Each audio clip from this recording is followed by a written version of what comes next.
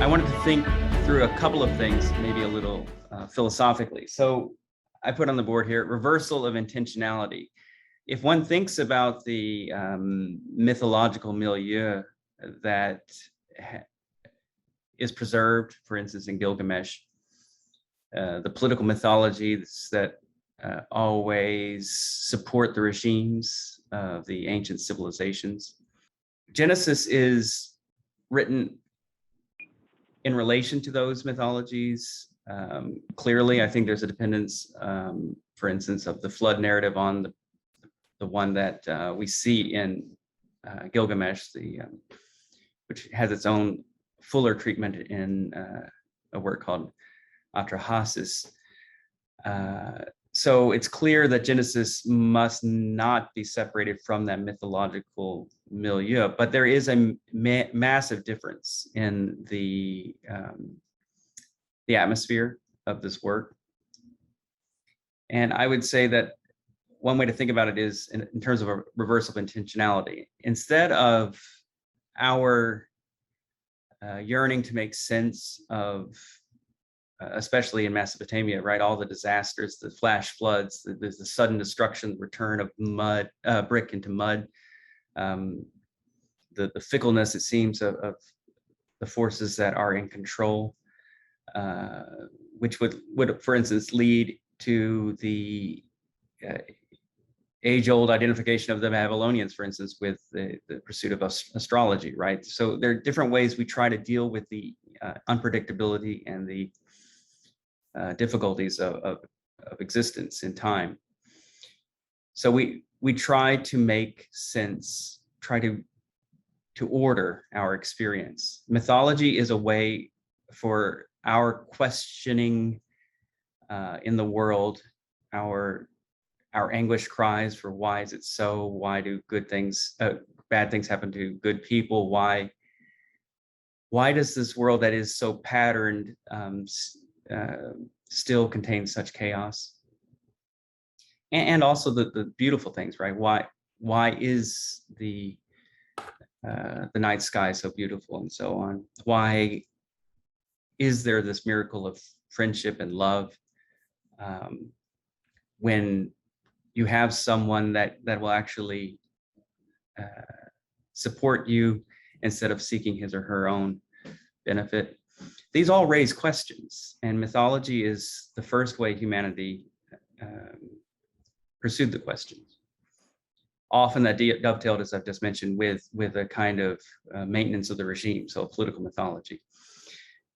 That shades off into something completely different in a way with Genesis, and that's the term we have is revelation. That is, the claim is that this book and the book that it is the opening act for is something that comes from outside rather than something we're projecting. That's the claim.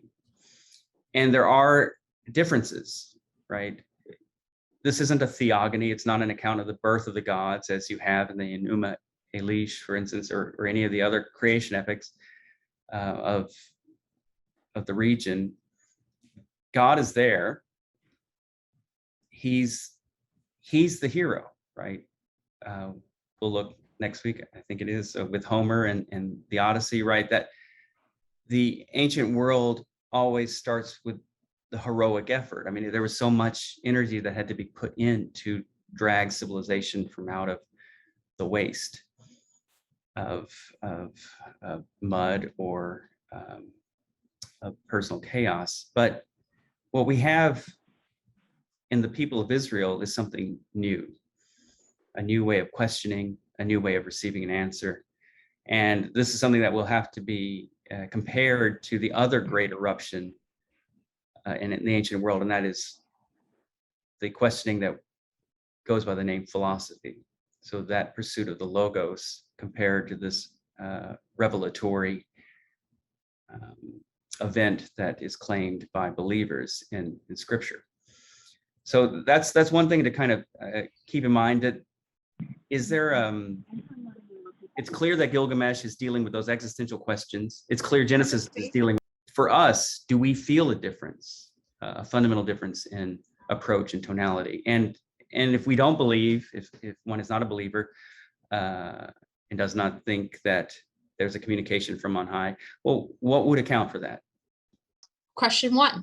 Is it difficult to read Genesis, bearing in mind facts we know from modern science? Question 2. What is God like according to Genesis? What difference would it make if there were a creator behind cosmic and evolutionary processes? What does the book tell us about the order and disorder we experience? Question number 3. Genesis puts man and woman at the center of the drama of history. Does this presentation illuminate or obscure social dynamics? Question number 4. If it were the case that humanity has been in relationship with divinity from the beginning, would that change anything about the way we live our lives? Do we find faith, promise, and covenant operative in history? Thank you, Emma. And I actually have one more thought. It's not clear exactly when Genesis was written. Proposals are all over the board. The majority report would put it in the Persian period, that is the late 500s on. That's clearly not possible linguistically. I believe, and this is something that Gary Rinsberg and others argues for, that the great first literary productivity of the Bible would have occurred under the United Kingdom, the court of David and Solomon, drawing on traditions that were much older. But generally, when you have an acme of a civilization, that's when you get the flowering of literary output. If one keeps that in mind and think about what you read in Genesis, that it's believers have different positions about how literal to take the thing, but it's clear, I think, reading it and having some of that history of Mesopotamia in mind, right? That this is a matter of coming on the scene later and looking back over the sweep of civilization as it arose in Mesopotamia. So if that helps or doesn't, it's all, who knows, right? But that might help position us.